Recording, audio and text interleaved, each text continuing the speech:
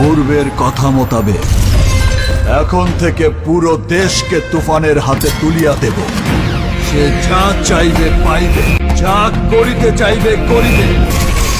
তাহাকে কোনো কিছুতেই বাধা দেয়ার এখতিয়ার কেউ রাখিতে পারবে না।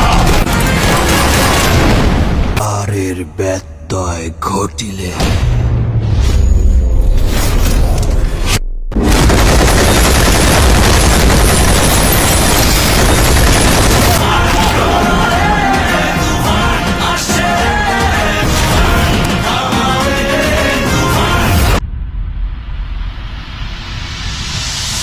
তুফান, খুব ভয় পাইছি রে।